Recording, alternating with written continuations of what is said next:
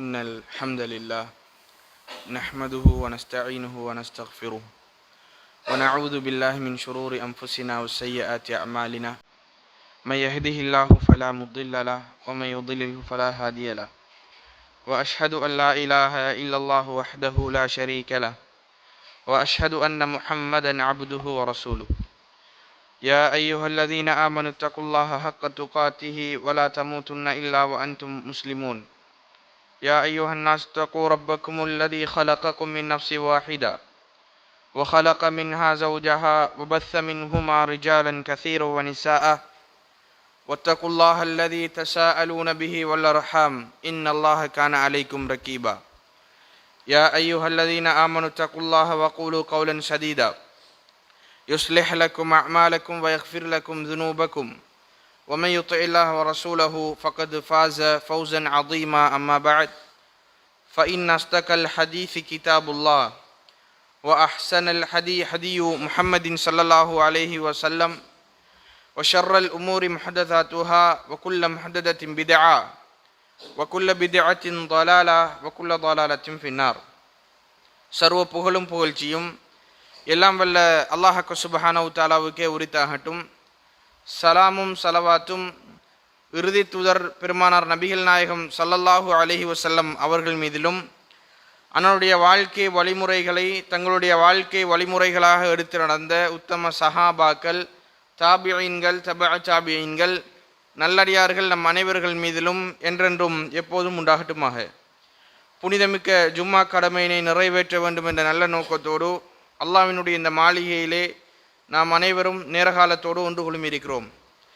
இந்த அருமையான சந்தர்ப்பத்தில் இறை இல்லங்கள் எதற்காக என்ற ஒரு தலைப்பின் வாயிலாக இன்றைக்கு நாம் வாழ்ந்து கொண்டிருக்கக்கூடிய இந்த சமகாலத்தில் அல்லாஹ்வுடைய இந்த மாளிகைகள் எதற்காக வேண்டி கட்டப்பட்டு எதற்காக வேண்டி தற்போது இயங்கிக் கொண்டிருக்கின்றது என்ற ஒன்றையும், உண்மையிலே இறை இல்லங்கள் இஸ்லாத்தில் எப்படி இருந்தது என்பதையும் சுருக்கமான ஒரு பார்வையில் உங்களுக்கு தெளிவூட்டலாம் என்று ஆசைப்படுகின்றேன்.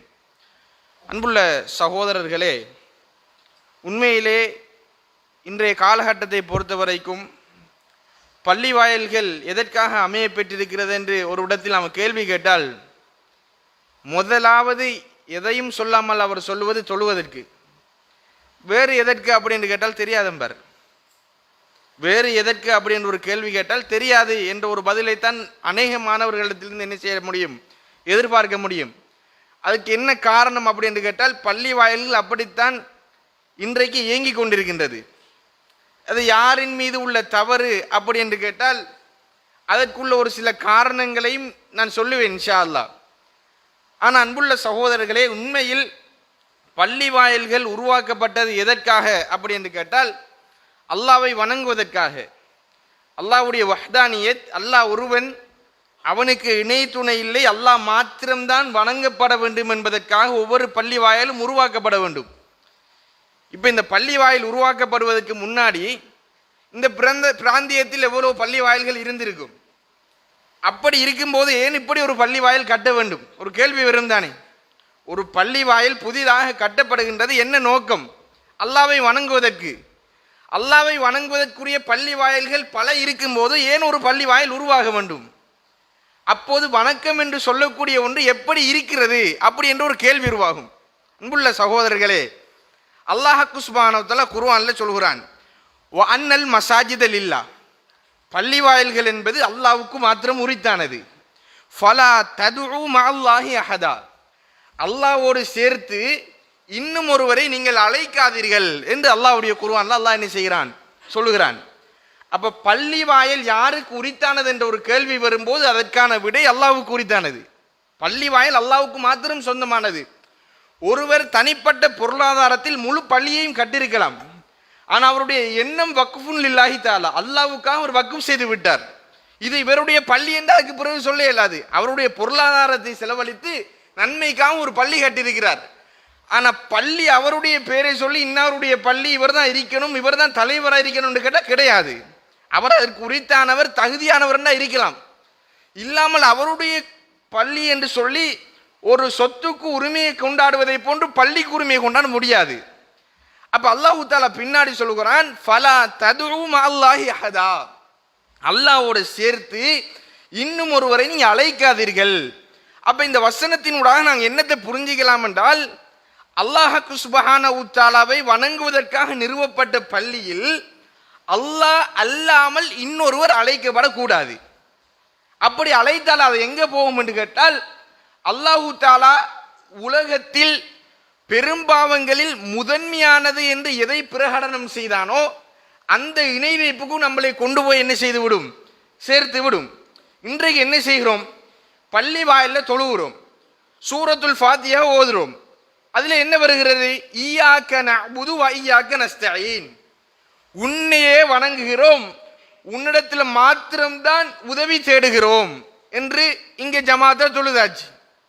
வெளியில போய் பள்ளி வாயிலில் இருக்கின்ற கபறுகளிடத்தில் அடங்கப்பட்டு நல்லடியார், அவரிடத்தில் நாங்கள் பிரார்த்திக்கிறோம், அவரிடத்தில் நாங்கள் ஒரு சிபாரிசு செய்கிறோம், எங்களுடைய தௌபாவை அல்லாஹ்விடத்தில் கொண்டு போய் செல்லுங்க. அதற்கொண்டு சொல்றாங்க என்னன்னு கேட்டா, ஒரு நீதிபதியை நேரடியாக ஒரு லோயரை வச்சு சந்திக்கணும். எனவே அடங்கப்பட்டிருக்கின்ற நல்லடியார் லோயர், அல்லாஹ் ஜட்ஜ். எப்படி ஒரு வாதம் சகோதரர்களே, எப்படி வச்சு இவர் எங்களுடைய பிரார்த்தனை அல்லாஹ்விடத்தில், அல்லாஹ்வை அழைக்க வேண்டிய பள்ளி வாயல்களில் இன்னும் ஒருவர் அழைக்கப்படுகிறார். அப்ப அல்லாஹ் குர்ஆன்ல என்ன சொல்லுகிறான், ஃபலா ததுஉ மஅல்லாஹி அஹதா, அல்லாஹ்வோடு சேர்த்து இன்னொருவரை அழைக்காதீர்கள், அல்லாஹ் மட்டும்தான் வணங்குவதற்கு தகுதியானவன். வணங்காமல் புழுதிப்பட்டு ஒரு ஓரத்தில் இருக்கின்றது. இதை நாம் ஏன் கூடாது என்று சொல்கிறோம்? யாரின் மீது தனிப்பட்ட கோபமா? இல்லை.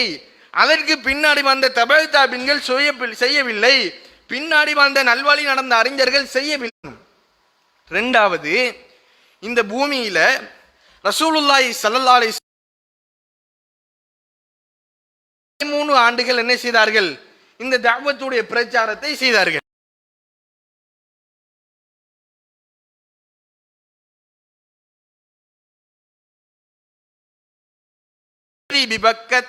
முபாரக்கா, பரக்கத்து பொருந்திய அந்த மக்கமா நகரில் அமைய பெற்றிருக்கக்கூடிய அந்த மஸ்ஜித், அந்த ஹராம், அந்த புனித பள்ளி வாயில் தான் அல்லாஹு தஆலா பூமியில் நிறுவிய முதலாவது பள்ளி வாயில் அப்படி என்று சொல்லி அல்லாஹ்வுடைய குர்ஆன் என்ன செய்கிறது, மஸ்ஜிதுன் நபவியை நிறுவினார்கள். ஏன் அல்லாஹ்வுடைய தூதர் அவ்வளவு பள்ளியை நிறுவி இவ்வளவு கெடுபிடிக்கும் மத்தியில் ரசூலுல்லாஹ் இதற்காக வேண்டி பள்ளி வாயில்கள் நிறுவப்பட்டு வாரார். வந்து பள்ளி வாயில சிறுநீர் கழிக்கிறார். சிறுநீர் கழிச்சதை ரசூலுல்லாஹி ஸல்லல்லாஹு அலைஹி வஸல்லம் தோழர்களுக்கு என்ன வருகிறது, ஆத்திரம் வருகிறது. பள்ளி வாயிலுக்குள் ஒருத்தர் சிறுநீர் கழிக்கிறார். அவர்கள் கோபத்தால் பொங்கி எழுகிறார்கள். ரசூலுல்லாஹ் என்ன சொல்றார்கள், ஒன்றுமே செய்யாதீர்கள், அவர் சிறுநீரை கழித்து முடியட்டும். முடிந்ததற்கு பின்னாடி அவர் அழைக்கிறார்கள். அழைத்து, பள்ளி வாயில் என்பது அல்லாஹ்வை ஞாபகம் செய்வது, திக்ர் செய்வதற்கும் தொழுவதற்கும் குர்ஆன் ஓதுவதற்கும் தான் அமைய பெற்றிருக்கிறது என்று அவரை பார்த்து அல்லாஹ்வுடைய தூதர் ஒரு பாடம் நடத்தினார்கள். இந்த சம்பவத்தினூடாக நிறைய விடயங்களை நாங்கள் எடுத்துக்கொள்ளலாம். ஆனால் ரசூலுல்லாஹ் இதில் சொல்றார், அவர்கள் கூப்பிட்டு, இந்த பள்ளி வாயில் நிறுவப்பட்டது சிறுநீர் கழிப்பதற்கல்ல, ஒரு நஜீஸான வேலை செய்வதற்கல்ல. நீங்கள் நின்ற மாதிரி ஒரு மைதானத்தில் போய் என்ன செய்யலாம், யாரும் இல்லாத டைம் நீங்க சிறுநீர் கழிக்கலாம், ஒரு அசிங்கமான குப்பைகளை போடலாம். அப்படியான ஒரு இடமல்ல இந்த பள்ளி வாயில். இது திக்ர் செய்வதற்கும், இது சொல்லுவதற்கும், இது அல்லாஹ்வை அதாவது குர்ஆன் ஓதுவதற்கும் உரிய இடம். இப்படியான ஒரு இடம் அல்ல என்பதை சூசகமாக ரசூலுல்லாஹ் என்ன செய்தார்கள், அந்த நபி தோழருக்கு புகட்டினார்கள். இரண்டாவதாக, இந்த பள்ளி வாயல் எப்படி அந்த காலத்தில் இருந்திருக்கிறது அப்படி என்று கேட்டால், அல் குர்ஆனை கற்பதற்கும் அல் குர்ஆனை கற்றுக் கொடுப்பதற்குமான ஒரு இடம். அப்ப மதரசா தான் பள்ளி வாயல், பள்ளி வாயல் தான் மதரசா. அப்படியான ஒரு இயல்பில் பள்ளி வாயல்கள் அந்த காலத்தில் என்ன செய்தது, இயங்கிக் கொண்டிருந்தது. அல்லாஹ்வுடைய தூதர் பள்ளி வாயில இருப்பார்கள். நபி தோழர்கள் வந்து அல்லாஹ்வுடைய சொல்கிறேன், அல்லாஹ்வுடைய தூதர் ரசூலுல்லாஹி ஸல்லல்லாஹு அலைஹி வஸல்லம் உடைய அந்த மஜ்லிஸ், படிக்கக்கூடிய அந்த மஜ்லிஸுக்கு ஒரு நபி தோழர் வந்து படித்துட்டு போவார் என்று கேட்டால், அவருடைய ஒரு சின்ன பிள்ளை வச்சு அல்லாஹ்வுடைய தூதரிடத்துல வந்து பிள்ளையும் பக்கத்தில் வச்சு பாடத்தையும் படித்துட்டு போவார். சிறிந்த கொஞ்ச நாளா இவரை காணவில்லை. கொஞ்ச நாளா அந்த சபையை இவரை காணவில்லை.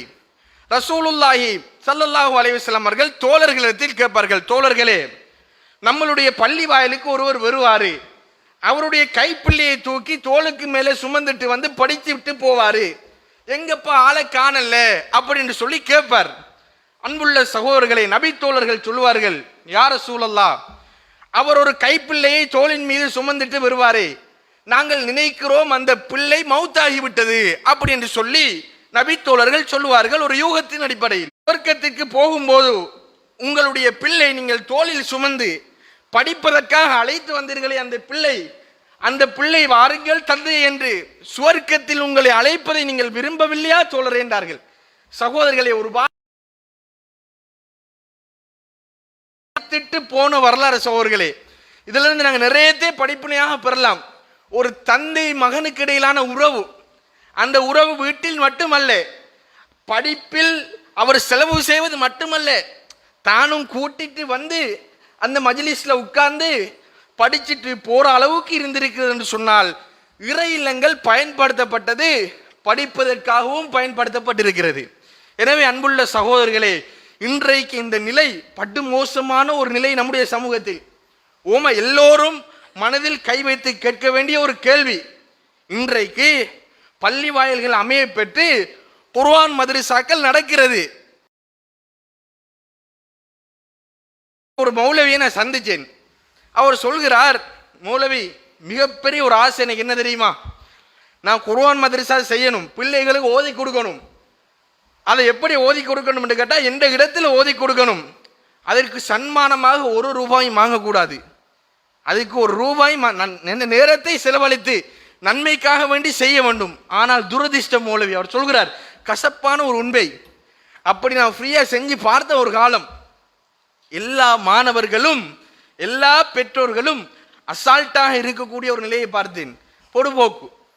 இப்போ ஒரு பயோ படிப்பதற்காக, ஒரு மேத்ஸ் படிப்பதற்காக, காமர்ஸ் படிப்பதற்காக மணித்தியாலத்துக்கு 1000 ரூபா 1500 ரூபா என்று தூரத்தில் ஒரு இடத்துக்கு சாப்பாட்டுக்கு போனாலும் நேரத்துக்கு கொண்டு வந்து விடுகிறோம். ஆனால் ஃப்ரீயாக ஒரு மதரசா நடக்கிறது என்று சொன்னால், நாளைக்கு போகலாம் தானே, இன்றைக்கு போக தேவையில்லை என்ற ஒரு நிலை உருவாகிறது. உண்மையா இல்லையா? எல்லோருமே மனதில் கை வைத்து எல்லோருமே உணர வேண்டிய ஒரு கசப்பான உண்மை.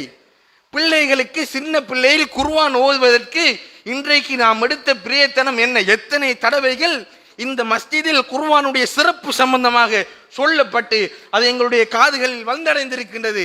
துரதிர்ஷ்டம், அதில் இன்னும் பொடுபோக்காகத்தான் இருக்கின்றோம். உலக கல்வி கூடாது, அது 2ஆம் தரமான கல்வி என்ற கொள்கையில் உள்ளவன் அல்ல நான். இரண்டும் ஒன்றாக சமமாக கற்கப்பட வேண்டிய கல்வி, அது 2க்கும் சம முக்கியத்துவம் கொடுக்கப்பட வேண்டும் என்ற ஒரு உணர்வு ஏன் நமக்கு வரவில்லை? பாடசாலைக்கு கொடுக்கின்ற முக்கியத்துவம் ஏன் மதரசாவுக்கு கொடுக்கப்படவில்லை? இன்றைக்கு சரியா தான் போகிறது. உடுப்பை மணி அழகாத்தான் பிள்ளை ஸ்கூலுக்கு போகிறது. மதரசாவுக்கு என்ன உடுப்பட போகணும் என்று சொல்லி தந்தைக்கும் தெரியா, தாய்க்கும் தெரியாது. அந்த ஜுப்பாவை ஐம்பது கிடையாது. அந்த நேரத்தில் அந்த பிஞ்சு நெஞ்சினுடைய மனசில் பதிகிறது அல் குர்ஆனுடைய கல்வி 2ஆம் நிலை கல்வி என்பதாக. இதை ஊட்டித்தான் வளர்க்கிறோம் சகோதரர்களே. ஏன் நாங்கள் அந்த குர்ஆனுக்கு கொடுத்த மதிப்பு, அந்த அல் குர்ஆனுடைய கல்விக்கு கொடுத்த மதிப்பு இவ்வளவு தானா? அல்லாஹ் தஆலா வானத்தில் இருக்கின்ற இறக்கிய வஹி, இது உண்மை, இதை நிலைத்திருக்கக்கூடிய ஒரு வஹி, உலகம் அழியும் வரைக்கும் இதுதான் சத்திய வேதம் என்று அல்லாஹ் தஆலா வாக்களித்ததற்கு பின்னாடியும் இதிலேன் சகோதரர்களை பொடுபோக்காக இருக்கின்றோம். பிள்ளைக்கு சரியான கல்வியை கொடுக்க வேண்டும் என்பதற்காக அழகாக ஓதிக்கொண்டிருந்த பிள்ளையை ஸ்காலர்ஷிப் கிளாஸ் என்று போகிறான். எங்கேயாவது கேள்வி படிக்கலாம் ஸ்காலர்ஷிப் கிளாஸ்ல பெர்மிஷன் எடுத்து மதரசாவுக்கு வந்தேன்னு சொல்லி? கிடையாது. ஏனென்று சொன்னால் பிள்ளைகளை அப்படித்தான் வளர்க்கிறோம். இப்படி வளர்ந்தால், இப்படி பிள்ளையை வளர்த்தால் நாளைக்கு ஒரு சமூக சீர்கேடு சமுதாயத்தில் தலைவிரித்து தாண்டவம் ஆடுகின்ற போது கை வைத்திருக்கிறோம். மார்க்கத்தை பற்றி பிள்ளைக்கு சொல்லவில்லை, ஹராம் ஹலால் அது என்று பிள்ளைக்கு சொல்லவில்லை. இதுதான் இன்றைக்கு ஏற்பட்ட மிகப்பெரிய ஒரு சாபக்கேடு. அதுவும் இந்த கொரோனா என்று வந்தது திடீரென்ற ஒரு மாற்றம் அதனுடைய ஒரு இடம் என்பதை புரிந்து கொள்வது காலத்தின் தேவை என்பதை அன்புள்ள சகோதரர்களே ஆரம்பத்தில் சொல்லலாம் என்று நினைக்கிறேன். இரண்டாவது, பள்ளி வாயில்கள் அந்த காலத்தில் எதுக்கு இருந்துச்சு என்று கேட்டால் நீதிமன்றங்களாக இருந்தார்கள். கணவன் மனைவிக்கு இடையில் ஏற்படுகின்ற பிரச்சனைகள், பிணக்குகள், அதன் போது அல்லாஹ்வுடைய தூதர் பள்ளி வாயிலில் அவர்களை அழைத்து, அது குற்றவியல் பிரச்சனையாக இருக்கலாம், சிவில் பிரச்சனையாக இருக்கலாம், அல்லாஹ்வுடைய தூதர் அழைத்து அதற்கு தீர்ப்பு கொடுக்கின்ற ஒரு நீதிமன்றமாக பள்ளி வாயில்கள் இருந்தது. அடைக்கப்பட்டிருந்தார் போரில் பிடிபட்ட ஒரு கைதி. ரசூலுல்லாஹி ஸல்லல்லாஹு அலைஹி வஸல்லம் அவர்கள் அடிக்கடி அவரை கடந்து செல்லும் போதெல்லாம் அவரை நலம் விசாரிப்பார்கள். சிறையில் இருக்கின்ற ஒரு கைதி இடத்தில் ரசூலுல்லாஹ் நடக்கக்கூடிய அந்த காட்சிகளை எல்லாம் அவர் அவதானித்து அல்லாஹ்வுடைய தூதரிடத்தில் சொல்கிறார், அல்லாஹ்வின் தூதரே, என்னை நீங்கள் விடுதலை செய்து விடுங்கள். அல்லாஹ்வுடைய தூதர் விடுதலை செய்தவுடன் பக்கத்தில் இருக்கின்ற ஒரு கிணத்தில் குளித்து விட்டு வந்து ஷஹாதா கலிமாவை, ஒரு கைதி ஒரு கரடு முரடான உள்ள பள்ளி வாயிலில் நடந்திருக்கின்றது. அப்படித்தான் பள்ளி வாயிலில் இருந்தவர்களும் நடந்திருக்கிறார்கள். இப்படித்தான் புரிய வேண்டும். பள்ளி வாயில் இருந்தவர்களும் அப்படித்தான் நடந்திருக்கிறார்கள். அடுத்ததாக பள்ளி வாயில்கள் மருத்துவமனையாக திகழ்ந்திருக்கிறது. ஸஅத் பின் முஆத் ரலியல்லாஹு அன்ஹு அவர்கள் யுத்தத்தில் அவருக்கு ஏற்பட்ட ஒரு காயம் அவருடைய கையில் இருந்து என்று நினைக்கிறேன், இரத்தம் பீரிட்டு ஓடுகிறது. அந்த இரத்தத்தை நிப்பாட்ட முடியவில்லை. அல்லாஹ்வுடைய மஸ்ஜிது நபவியில் ஒரு கூடாரத்தை அடிங்கள் என்றார்கள். அந்த கூடாரத்தை அடித்து ஸஅதுக்கு நீங்கள் சிகிச்சை அளிங்கள் என்றார்கள். பள்ளி வாயில்கள் மருத்துவமனையாக திகழ்ந்திருக்கிறது. அதனால் தான் நாங்கள் காரியம் இரத்த தானம். அந்த இரத்த தானங்களை பள்ளி வாயில்கள் நம்ம ஏன் கொடுக்கிறோம் என்று கேட்டால், அப்படியான ஒரு களமா பள்ளி வாயிலுடைய மலசல கூடங்களை முஅத்தின் தான் கழுவ வேண்டும் என்ற ஒரு விதி இருந்ததை போன்றோ நினைத்து கொண்டிருக்கின்றோம். அவர் கழுவுவார் தானே. போட்டிருக்கின்ற ஃபேனை கூட ஆள் இல்லாமல் இருக்கின்ற நேரத்தில் பண்ணுவதற்கு மனசு வரவில்லை என்று சொன்னால், அன்புள்ள சகோதரர்களே, ஏன் இப்படியான ஒரு நிலை உருவாயிருக்கின்றது? இன்றைக்கு பள்ளி வாயில்களில் நிறைய தர்பியா நிகழ்ச்சிகள் நடந்து கொண்டுதான் இருக்கின்றது. ஆள் இல்லை. ஒரு ஜும்மாவுடைய நேரத்துக்கு நேர காலத்தோடு வந்திருக்கின்ற நாங்கள் அல்லாஹ்வுடைய மார்க்கத்தை கற்றுக்கொள்வதற்காக ஏன் நம்மளுக்கு வர முடியாமல் இருக்கின்றது? நம்முடைய பிள்ளைகளை ஏன் அனுப்ப முடியாமல் இருக்கின்றது? ஏன் சைக்கிளில் ஏற்றுக்கொண்டு வர முடியாமல் இருக்கின்றது என்று சொன்னால், அதன் மீதான அக்கறையும் பற்றும், சுவர்க்கம் சம்பந்தமான இன்பமும் நரகம் சம்பந்தமான பயமும் நம்முடைய உள்ளத்தில் இல்லாமல் போனதுதான் சகோதரர்களே அதற்கான காரணம். இன்றைக்கு பள்ளி வாயில்களில் பல நிகழ்ச்சிகளை ஏற்பாடு செய்யலாம். நிர்வாகிகள் அதற்கு தயாராகவும் இருக்கிறார்கள். ஃபிக்ஹ் கிளாஸ் செய்யலாம், தஃப்சீர் கிளாஸ் செய்யலாம், குர்ஆன் ஓதி பெரியவர்களுக்கு கொடுக்கலாம், எவ்வளவு நிகழ்ச்சிகளை செய்யலாம். ஆனா என்ன காரணம் சொல்கிறார்கள்? ஆட்கள் வருவது கிடையாது. நீங்கள் வந்து உங்களிடத்தில் மார்க்கத்தில் இருக்கின்ற சந்தேகங்களை தீர்த்து கொண்டு போனால் தானே இருக்கின்ற வரும் 4 விடயங்களை தேடி உங்களுக்கு கற்றுக்கொள்ள வேண்டும் என்ற ஒரு ஆர்வத்தோடு வருவார். அன்புள்ள சகோதரர்களே, இதிலே இன்னும் நாங்கள் பொடுபோக்காக இருக்கின்றோம். மார்க்கத்தை தேடி படிக்கக்கூடிய ஒரு விடயத்தில், ஏன் பள்ளி வாயில் விடயத்தில் நாங்கள் ஒரு ஜும்மா முஸ்லிமாக வாழ்ந்து கொண்டிருக்கின்றோமே. அல்லாஹ் தஆலா நமக்கு செய்த அருள்களை நாம் ஏன் சிந்தித்து பார்க்கவில்லை? அல்லாஹ் எவ்வளவு அருள்களை செய்திருக்கிறான். இந்த பள்ளி வாயிலுக்கு நடந்து வருவதற்கு காலை தந்தவனுக்கு ஏன் அன்புள்ள சகோதரர்களை சுக்குர் செய்யாமல் ஒரு வேளை தொழுகையை நாங்கள் அசால்ட்டாக விடுகிறோம்? அல்லாஹ்வுக்கு நன்றி உள்ள அடியார்களாக மாறுவோம். பள்ளி வாயிலுடைய விடயத்திலும் மிக கண்ணும் கருத்துமாக இருப்போம். பள்ளி வாயிலை நிர்வகிக்கக்கூடிய அதற்குரிய கட்சும் எனக்கு இருக்குமாக இருந்தால் நான் நிர்வகிக்க தகுதியுடையவன். இல்லை என்று சொன்னால் அல்லாஹ்வுக்காக அந்த பொறுப்பில் இருந்து நீங்கி யாரெல்லாம் அவர்களை நியமிப்பதில் அவர்களுக்கு பொறாமை போட்டி இல்லாமல் பக்கபலமாக இருப்பது நிர்வாகிகளுடைய கடமை என்பதையும் அன்புள்ள சகோதரர்களை புரிந்து கொள்ள வேண்டும். கோபம் குடிக்கக்கூடிய இளைஞர்களை பிடித்து பள்ளி வாயிலுக்குள் வர வைத்து அவர்களுக்கு மார்க்கம் சம்பந்தமான நிகழ்ச்சிகள் தயார் செய்யப்பட்டால் நிச்சயமாக வேறு வேறு விடயங்களில் அவர்களுடைய கவனம் சிதறுவதை இந்த பள்ளி வாயில் சரியான முறையில் இயங்குமாக இருந்தால், அதில் நாங்கள் ஏற்பாடு செய்தால் நிச்சயமாக ஒரு பெரிய சமூக மாற்றத்தை இந்த சமூகத்தில் நாங்கள் கொண்டு வரலாம். எனவே அன்புள்ள சகோதரர்களே, இதில் நாங்கள் கண்ணும் கருத்துமாக இருக்க வேண்டும். பள்ளி வாயிலுடைய விடயங்களில் சரியான முறையில் பேணி நடக்கக்கூடியவர்களாக, பள்ளி வாயிலை சரியான முறையில் நிர்வகிக்கக்கூடியவர்களாக, இந்த பள்ளி வாயில்களுடைய அத்துணை விடயங்களிலும் எங்களுடைய பொருளாதாரத்தை இயலும் என்ற அளவு செலவழிக்கக்கூடிய நல்ல மக்களாக அல்லாஹ் ரப்புல் ஆலமீன் நம் அனைவரையும் ஆக்கி அருள் புரிவானாக.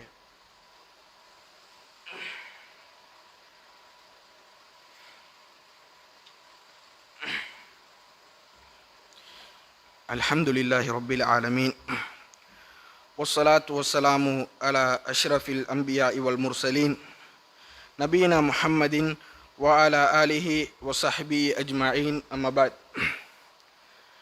அன்புள்ள சகோதரர்களே, அல்லாஹ் சுப்ஹானஹு தஆலா திருக்குர்ஆனில் சொல்கிறான், ஹல் அத்தா அலல் இன்சானி ஹீனும் மினத் தஹ்ரி லம் யகுன் ஷைஅம் மذ்கூரா. இந்த மனிதனில் ஒரு காலம் இருந்ததா இல்லையா, அதில் அவன் இன்ன பொருள் என்று சொல்லும் என்ன பொருளாகவும் இருக்கவில்லை அப்படின்னு சொல்லி அல்லாஹ் சுப்ஹானஹு தஆலா சொல்கிறான். இருக்கின்றோம். பல வருடங்களுக்கு முன்னாடி ஒரு சின்ன பிள்ளையாக இருந்திருப்போம். அதற்கு முன்னாடி நாங்கள் தாயினுடைய வயிற்றில் ஒரு கருவாக இருந்திருப்போம், ஒரு சின்ன பிள்ளையாக, ஒரு சிசுவாக இருந்திருப்போம். அதற்கு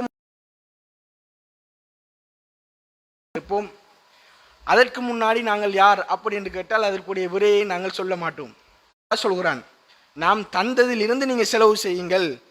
இதிலிருந்து நாங்கள் என்னத்தை புரியலாம் என்று கேட்டால், அல்லாஹுக்கு சுப்ஹானஹு தஆலா தந்ததுதான் செல்வம்.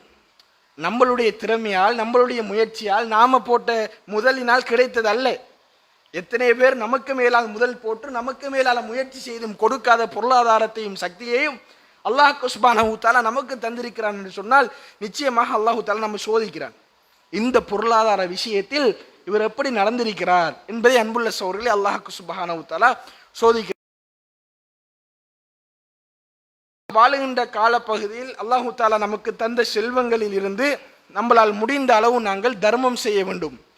தர்மம் சம்பந்தமாக எவ்வளவு ஹுத்துபாக்கள், எவ்வளவு நிகழ்ச்சிகள் இந்த பள்ளி வாயிலில் செய்யப்பட்டிருக்கின்றது. ஆனால் அதனுடைய விளைவுகள் எதிர்பார்த்த விதமாக இல்லை என்பது கவலைக்குரிய ஒரு விடயம். நாம் இந்த உலகத்தில் வாழ்கின்ற போது நாம் நேசிக்கின்ற மிக உரித்தானவர் அல்லாஹ்வுடைய தூதர் ரசூலுல்லாஹி ஸல்லல்லாஹு அலைஹி வஸல்லம் அவர்கள். இந்த உலகத்தில் ஒரு பிள்ளை இடத்தில் நீ நேசிக்கக்கூடியவர் யார் என்று கேட்டால் அல்லாஹ் ரசூலுக்கு பிறகு அவர் சொல்லக்கூடியது என்னுடைய தாயும் தந்தையும் என்பதாக.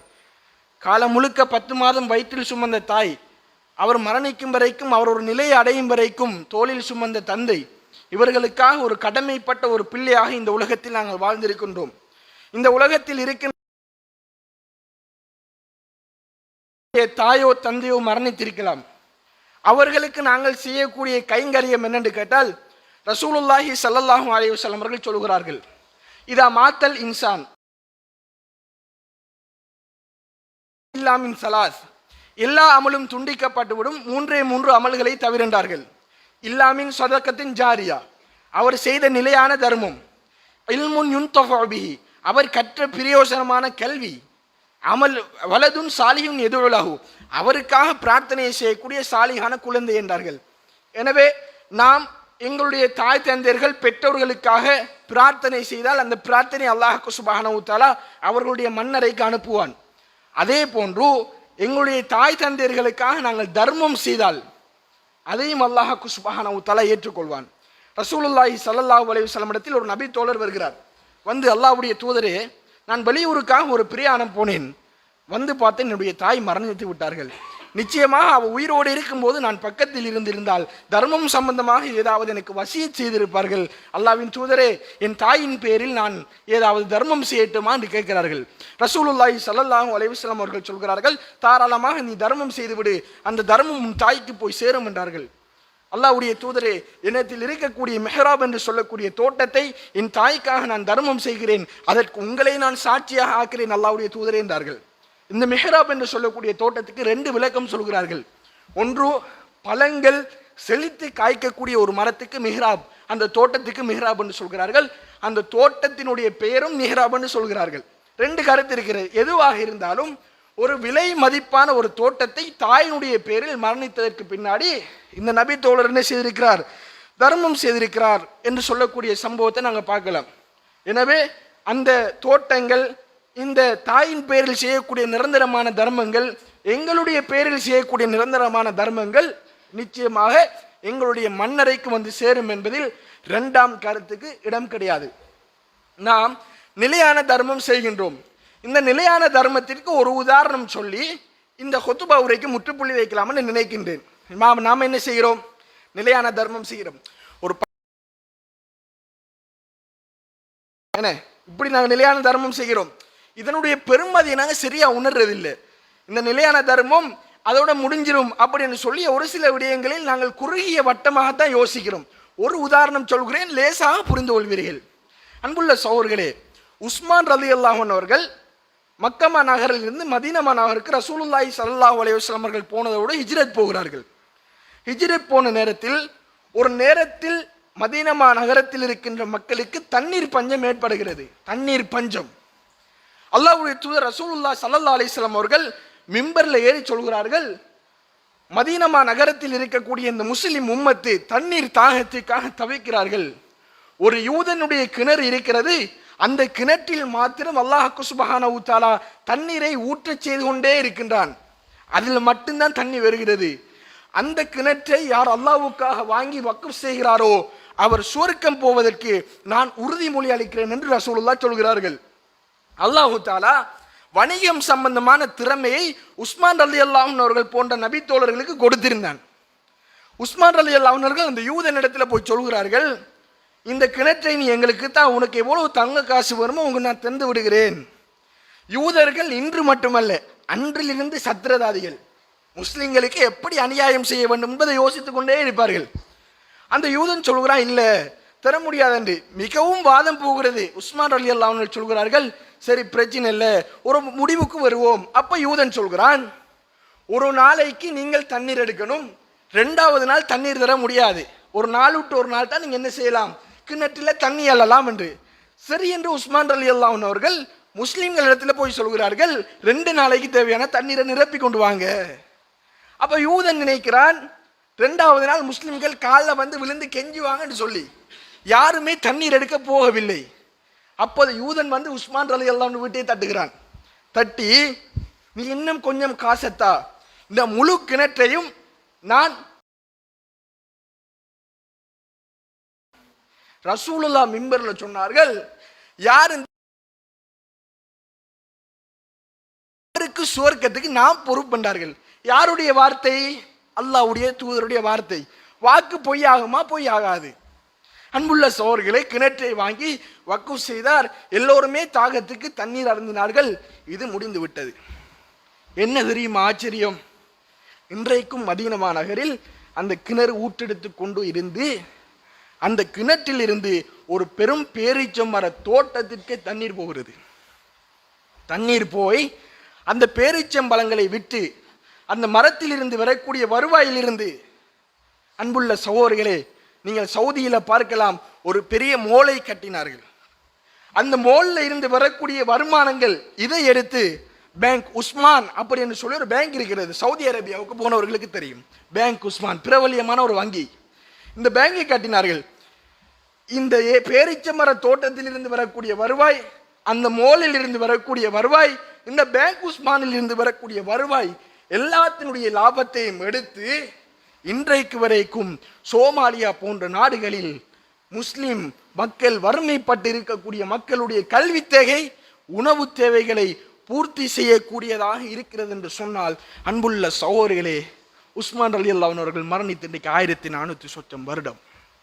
இன்றைக்கு வரைக்கும் இந்த நன்மை அவருடைய கபருக்கு போய் கொண்டுதான் இருக்கும்.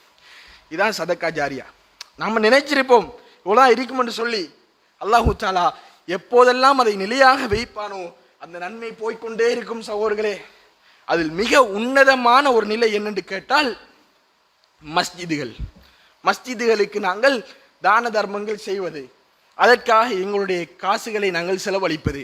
ரசூலுல்லாஹி ஸல்லல்லாஹு அலைஹி வஸல்லம் அவர்கள் சொன்னார்கள், மன் பனா மஸ்ஜிதன் லில்லாஹி பனல்லாஹு லஹு பைத்தன் ஃபில் ஜன்னா.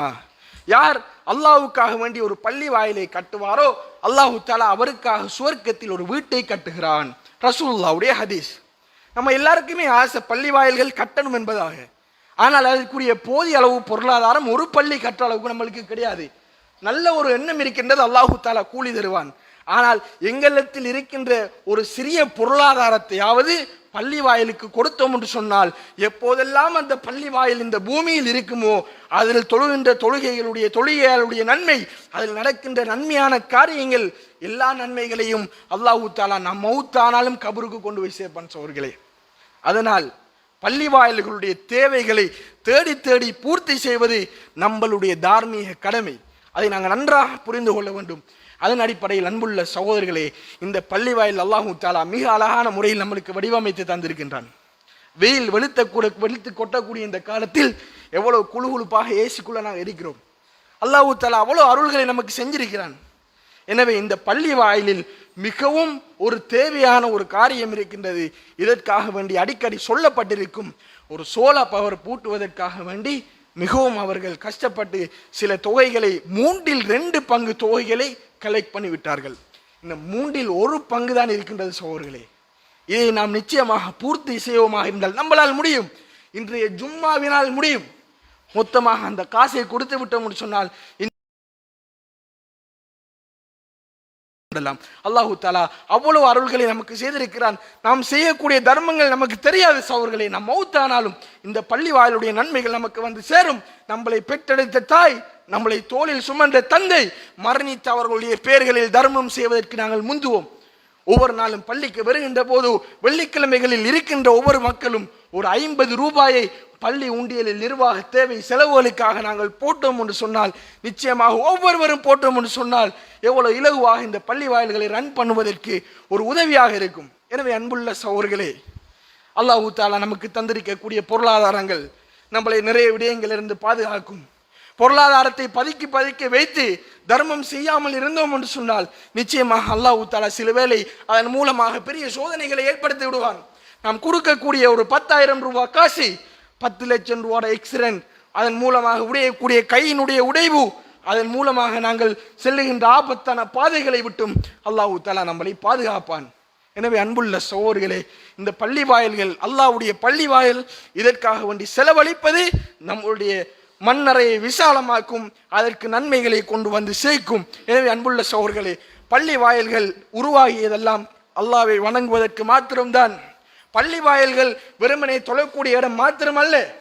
அந்த பள்ளி வாயில்களில் எல்லா நிகழ்வுகளும் மார்க்க அடிப்படையில், சம்பிரதாய அடிப்படையில் ரசூலுல்லாஹ் காட்டி தந்த வழிமுறையில் நடக்க வேண்டும்.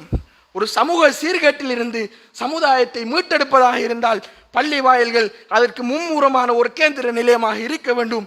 அல்லாஹ் தந்த பொருளாதாரத்தில் இருந்து எங்களால் இயன்ற அளவு நன்மைகளில் முந்தி அடித்து நமக்கு தான தர்மங்கள் செய்து நிலையான தர்மங்கள் செய்ய முடியுமோ செய்து எங்களுடைய மன்னர்களை விசாலமாக்குவதற்குரிய கட்டுச்சாதனங்களை இந்த உலகத்தில் இருந்தே கட்டுவோம். வல்லவன் ரஹ்மான் நாளைக்கு மறுமையில் ஐயத்து ஹன்னஃப்சுல் முத்மஇன்னா, அமைதி அடைந்த ஆத்மாக்களை என்று அழைக்கும் போது லப்பைக் யா ரப், உன்னிடத்தில் ஆஜராகி விட்டோம் ரஹ்மானே என்று நானும் நீங்களும் என்னுடைய உறவுகளும் உங்களுடைய உறவுகளும் நபிமார்கள் நல்லடியார்கள் சாலிஹீன்களோடு அந்த சுவன பூங்காவில் வலம் வருவதற்கு வல்ல ரஹ்மான் அருள் செய்வானாக. அகூலு கௌலி ஹாதா அஸ்தக்ஃபிருல்லாஹ் லி வலக்கும் வலிசாஇல் முஸ்லிமீன மின் குல்லி தம்பின் வஸ்தக்ஃபிருஹு இன்னஹு வல் கஃபூர் ரஹீம்.